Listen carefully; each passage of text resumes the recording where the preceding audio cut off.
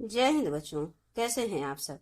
आशा करती हूँ आप लोग खूब स्वस्थ हैं और अपनी पढ़ाई में सब लोग व्यस्त हैं। बच्चों, आपकी परीक्षा बहुत ही निकट है। हमारे जो क्लास 11 के बच्चे हैं उनके लिए हम मॉडल पेपर से निकाल करके जो हमारा अध्याय 5 है बच्चों, वहां से गीता अमृतम जो है, गीता अमृतम को मतलब गीता का अमृत, तो इसको हम लेकर उपस्थित हुए हैं। आपके कई मॉडल पेपर को देखते हुए इसमें बहुत कई सारे जो श्लोक हैं बच्चों, तो वो आपके परीक्षा में आए हुए हैं। पिछले कई सालों में आए हुए हैं, तो वहीं से हम लेकर आपके लिए उपस्थित हुए हैं।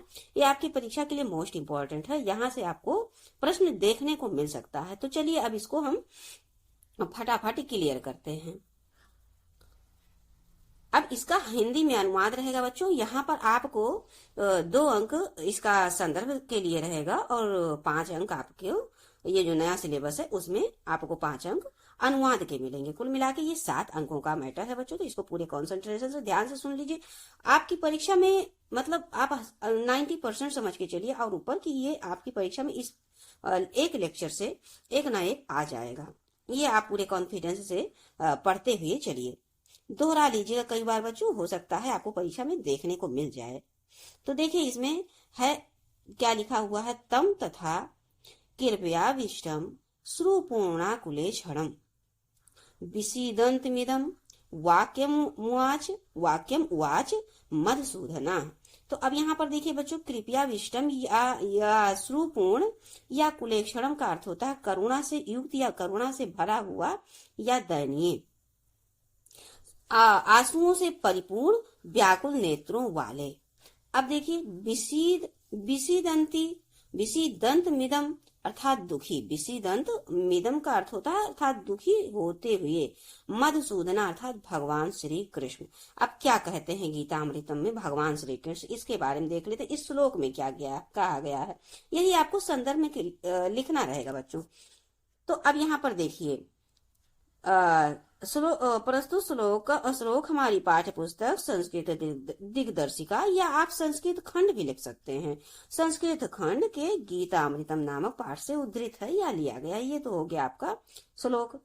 भगवान श्री कृष्ण ने उस प्रकार करुणा और आंसुओं से पूर्ण व्यथित आंखों वाले दुख से परिपूर्ण उस अर्जुन से कहा।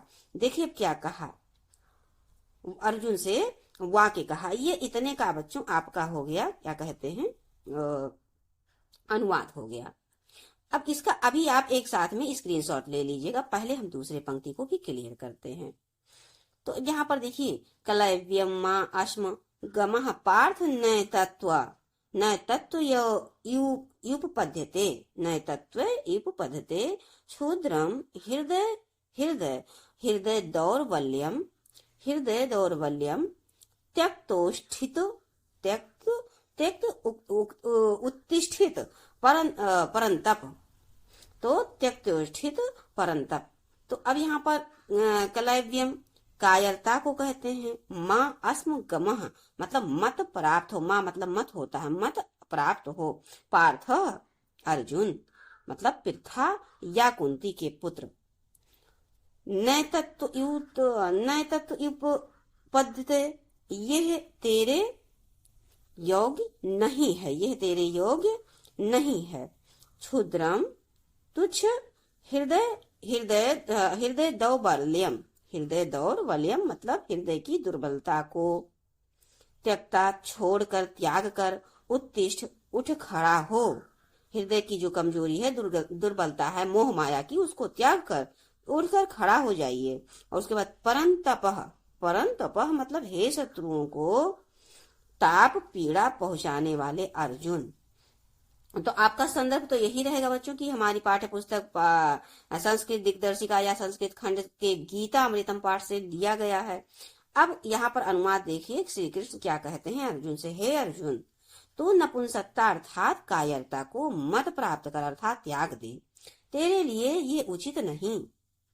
शत्रुओं को तापित करने वाले अर्थात भस्म करने वाले हृदय की तुक्ष दुर्बलता को त्याग कर उठ खड़ा हो अर्थात युद्ध कर। अब आ रहा बच्चों ये तीसरा पॉइंट, आपको ये देखिए मोस्ट इंपॉर्टेंट है। देखिए यहाँ पर कई सालों में आया है और इसमें से आ सकता है। तो असोच्यान्वन वशो असोच्यान्वन वशोचस्त्वं प्रज्ञावादाश्च भाषसे गतासून गतासूंचस नानु सोचन्ति पंडिता।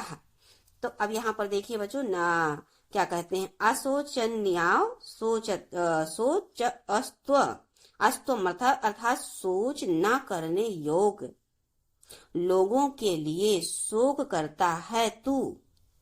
प्रज्ञा वादस्य मतलब और पंडितों के से वचनों को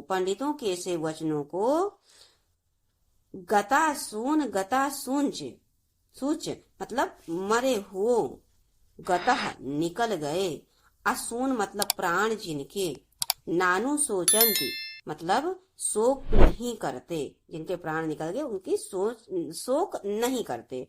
अब संदर्भ तो आप जानते हैं बच्चों, वही रहेगा आपका।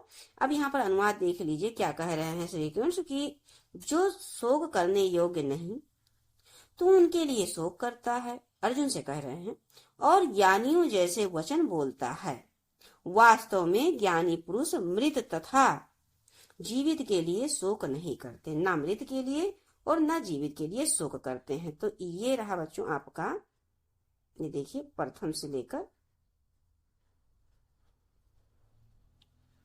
थोड़ा सा, ये देखिए 1 मिनट आप यहाँ तक इसका आप स्क्रीनशॉट लेके बस इसी को दोहराते रहिएगा।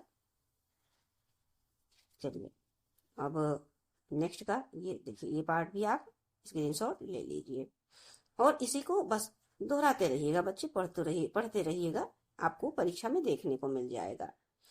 देहिनोऽस्मि यथा देहे कौमार्यम यवनम जरा तथा देहांतर प्राप्ति धीर अस्तत्र न मुह्यते। तो अब यहाँ पर क्या कह रहे हैं, अर्थ मतलब पढ़ लीजिए बच्चों, अर्थ को समझते हैं तब अनुवाद आसानी से हो जाएगा।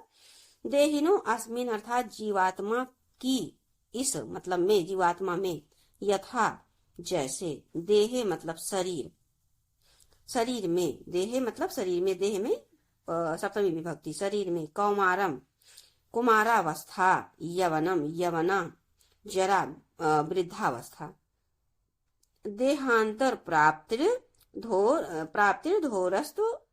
धोरस्तत्र दूसरा शरीर प्राप्त होना, न नहीं, मुह्यमति मतलब मोहित होता है। तो अब ये आपका अनुवाद हो गया। जैसे जीवात्मा को श्री कृष्ण कह रहे हैं, ये संवाद चल रहा है श्री कृष्ण और अर्जुन के बीच में, तो जैसे जीवात्मा को इस शरीर में कुमारावस्था, यौवन तथा बुढ़ापा प्राप्त होता है, वैसे ही दूसरा शरीर भी प्राप्त होता है जिसमें बुद्धिमान व्यक्ति मोहग्रस्त नहीं होता।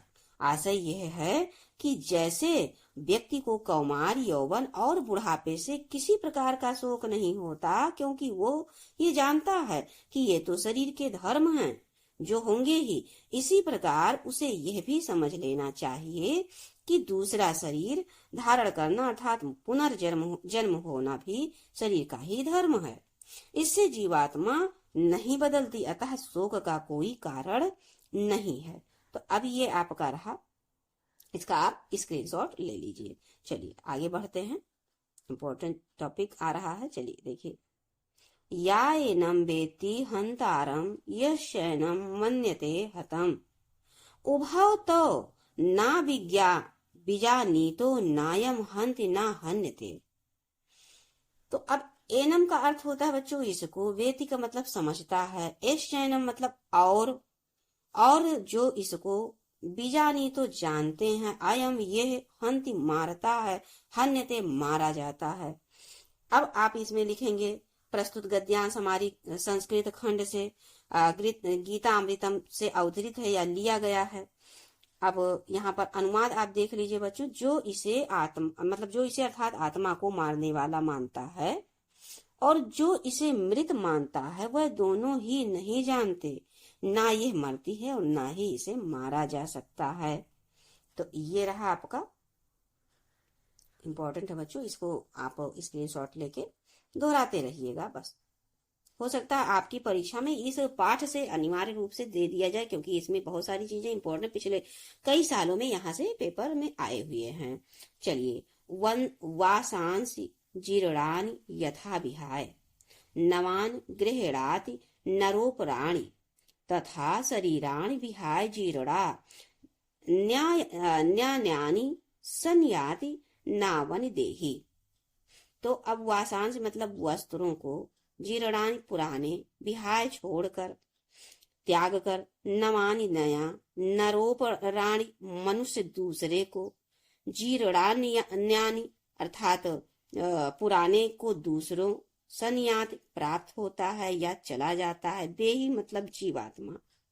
प्रस्तुत गद्य प्रस्तुत श्लोक हमारी पाठ्य पुस्तक या पाठ्यक्रम संस्कृत गद्य या संस्कृत खंड दिग्दर्शिका से गीता अमृतम पाठ से अवतरित है, लिया गया है या उद्धृत है। ये आपका हो गया 2 नंबर का संदर्भ। बच्चों, अनुवाद को आप लोग पढ़ लीजिए। देखिए, जिस प्रकार कृष्ण कहते हैं कि जिस प्रकार मानव फटे पुराने कपड़ों को त्याग कर दूसरे नए कपड़े धारण करता है, उसी प्रकार आत्मा पुराने शरीर को छोड़कर दूसरे शरीर को प्राप्त कर लेती है या धारण कर लेती है। इसका आप स्क्रीनशॉट ले लीजिए। चलिए 1 मिनट बच्चों, इसका पूरा आप स्क्रीनशॉट लीजिए। ये चलिए, अब यहाँ पर देखिए, जातस्य ही ध्रुवो मृत्योर्ध्रुवम जन्म मृतस्य च तस्माद् परिहार्यर्थे न त्वं सोचितुम अहर्षि, मतलब सोचितुम महर्षि।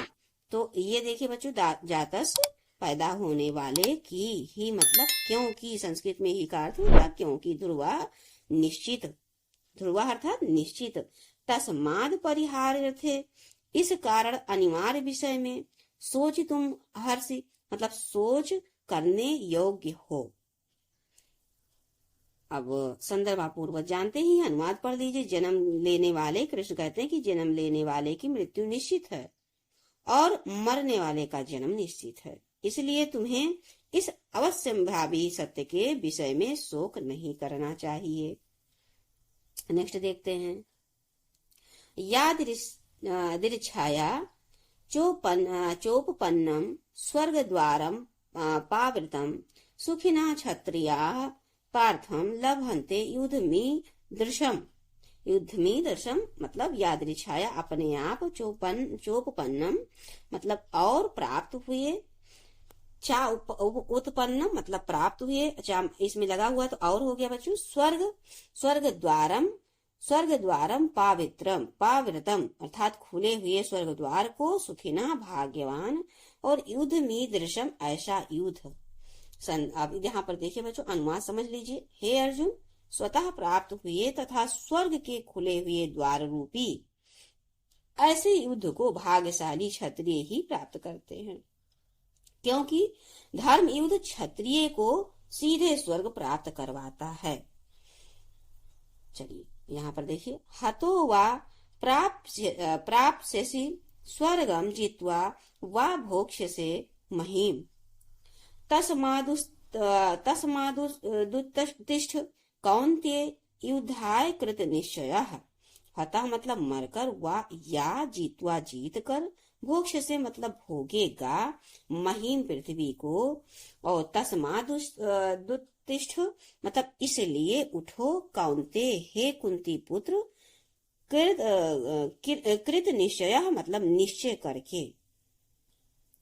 अब यहाँ पर देखो, तू या तो मरकर वीर गति पाकर स्वर्ग को प्राप्त करेगा, या रण में जीत कर पृथ्वी का सुख भोगेगा।